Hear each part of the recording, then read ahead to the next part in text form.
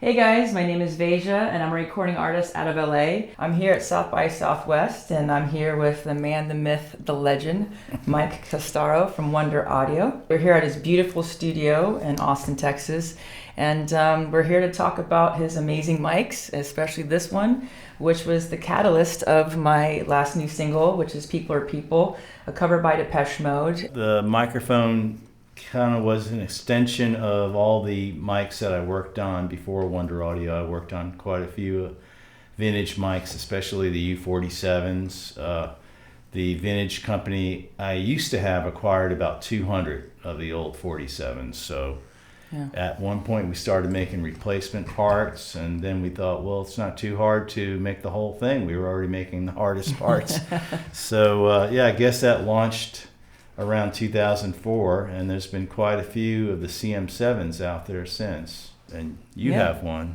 Yeah, how I discovered his amazing microphone was that I went to Vintage King Audio in LA. They had my preamp, which is the Avitas, and I took one of my producers there, and we spent 2 hours going through each different mic from different companies. I probably went through 20 of them. It's the best way to do it. I know, right? The last mic was your CM7, and it's like finding your soulmate. The vocals and everything jumped out to me. I had goosebumps. I knew it was the one. I contacted him and told him how amazing his microphone is and that I'd love to work with him. We decided to work together, and now we're promoting his amazing mic. Yeah, I'm really happy that you went and tried all the mics out, so you were able to really find the one that keyed in on what you needed to do. That's part of the process. Yeah. Because, this is like the beginning of the whole recording chain. It is. And it's only as good as that. No, that's great. You created a masterpiece. Tell us what other artists use this mic. In the past few years, we had Madonna. Taylor Swift is using it on all her records. A lot of the stuff recorded at Electric Lady with Jack Antonoff, Lana Del Rey, Wow. Imagine Dragons. They all have their own CM7s. Lady Gaga has two of all of our mics. I like it because McCartney uses it. Oh, yeah. He's a legend. Yeah, so he had been using it now for about 20 years. Sting's been using it. I know Bruce Springsteen bought one, then he bought one for his wife Patty. And wow, that's a good husband. Roger Waters has a slew of our mics, and Pete Townsend, a lot of the classic people I like, but also a lot of the real new cutting edge people. Probably our most used mic. That was the one mic that was out, so we did push that one. So there's other mics like the CM12 and the 49 that are as good, but they're not as well known. Your whole array of microphones are amazing. It's just a matter of time for each artist to discover which one works best for them. So what made you get into creating mics and audio gear? I was a musician, so I started recording originally on a 4-track, and then that turned into 8-track and digital. And one thing led to another, and I always thought I would want to get the best mic that I could have for my latest song. And when we found the 47, that was like the gold at the end of the rainbow for me. Yeah. And so that's why I started a vintage gear company that specialized in those. And then we thought we could improve it a little bit, and the capsule technology is, so that's the front is the capsule and the back is the capacitor. So from beginning to end, we have to really look at every part of the path. But the most important was probably that capsule that you sing into. I don't want to give away too many secrets, but it's like maybe 10 or 100 times more accurate to the Neumann U47 blueprint. Yeah. As far as tolerances and metal. It sounds so amazing, especially in my studio, because I also have soundproofing acoustic panels by Gick Acoustics. Yeah. And at first I thought I was supposed to have some type of a sound protector, which is one of those chaotic balls, but I realized once I had my room treated, I didn't need it because it's nice to get all the nuances of the mic, as you know. You're getting the full kind of reverb, natural ambience around you picked up by the mic too, which is nice. It makes it sound more real. Yeah, and I had my friend Hush at a Sense and Sound help me tune the room. So grateful to have the best vocal chain, with your mic going through the Avitas preamp, and then I have the API compressor. It just makes everything perfect. What spoke to me about your amazing mic was that I felt and heard the warmth in my vocals when I heard it in the playback. Your mic just really brought out who I am as a singer really brought all the nuances of my vocals, which I was looking for. And a lot of the other mics were just brittle or too bright for me. I felt like your mic just really brought out all the sounds that I wanted, and the frequencies, everything was just right. And I'm all about the goosebump test. In my opinion, the vintage tubes are the way to go, because that's when the golden age of tube technology was. And so we're using the Telefunken tubes from the 60s. They have like maybe 300 little components in there. So it's like the very special reserve. You know, without that, we're not going to get the sound. The tube that was in the U47, by the way, is extinct. Not that many made, but this is the one that shared the same spec sheet, the EF instead of the V, like Victor, F14. So there are millions of those made, but we even take great care to get the ones that were made at the same production run as the VF14. Okay. You could tell by the date code where it was made from the same run. It's actually using the exact same tooling. And the base material. So I'm very picky. Like, I go through thousands of tubes, and that's like the key to get the mic sounding right. I'm telling you, it's like finding a soulmate. It's like when you're going through the tubes, you could do 4 different like technical type tests, and that still won't tell you how it's going to sound.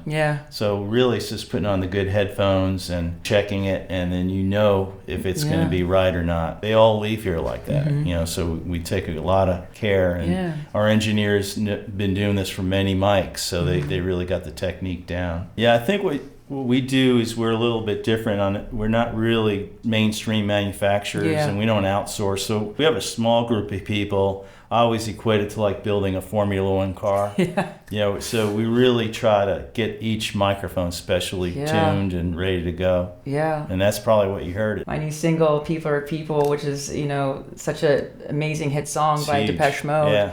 For me to have the honor to even do that, I mean, everybody's just loving the song, and we're getting great reviews. I was grateful to, you know, work with an Oscar-nominated film composer, Steve Horner, my amazing producer. I did all the vocals in my recording studio. Through my vocal chain, and we did everything online, and I sent him all my vocal stems. The microphone just let me hear myself for the true singer that I am, and I felt like everything was just flowing like through the mic and through my soul. And it's just so important to make sure you guys find the right mic. You know, stay true to yourself as an artist and take your time in finding the right mic and the whole vocal chain, because it really matters.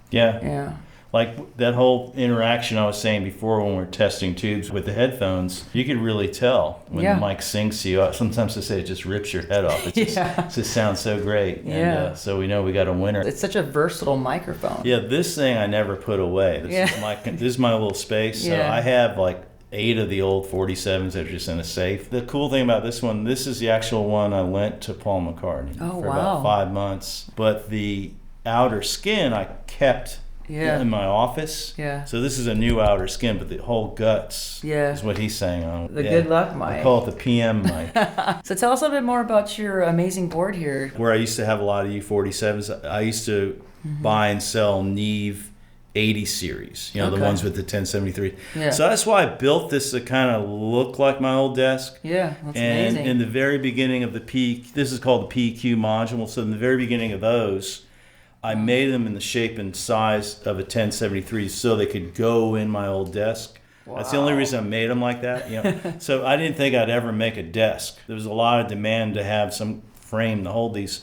So it came around full circle, and we started making the Wunder bar. And that was quite a long time ago, too. That was about 2009. This has been modified and changed maybe 10 times since then, but even though it still looks the same. It's 105 signal to noise, 105 dB, which is digital quiet, like the Wunder sound on the left, right. And then you have my old board, the old Neve 1073 sound here, and that's the API. So you could set all the channels to go to one of those or all 3 of those, and you could put any blend in the mix by moving these. That's so cool. So the summing bus is what I really love about it. It's the only desk being made currently with no surface mount components. So it's easy to work on, but it never needs to be worked on. So this is great. So you actually build these for clients and recording studios around the world, which is a really cool thing. It had a big revolution in types of modules and features when Roger Waters got his large one. Third Eye Blind Stephen Jenkins wanted a 23-inch. We probably sold 100 23-inch on other boards. Someone comes along, they want something different. that creates us to make a modification that goes forward Yeah. to all the clients. Tell us about this awesome gear you have here. Well, this came from my vintage gear days. I had Misty Hill Audio, where we sold gear to Fairchild compressors, and some of the compressors that I really love to use. I like this ADL 1000 a lot, and of course the 1176s. This is a nice piece. This is the Western Electric console that kind of gave its inspiration to transformer-wise, like the Transformers, the 618B Transformers, like the best all-time transformer. Back in the day when I had a vintage Neve, these were the bomb. So that's what started Wunder Audio. Thank you so much for having me come and see your amazing castle and studio. You guys go check out wonderaudio.com. Thank you very much. Yeah, thank you. Yeah! All right. If you want to get a sound that will just sit great in the mix without having to EQ, this is the mic to use.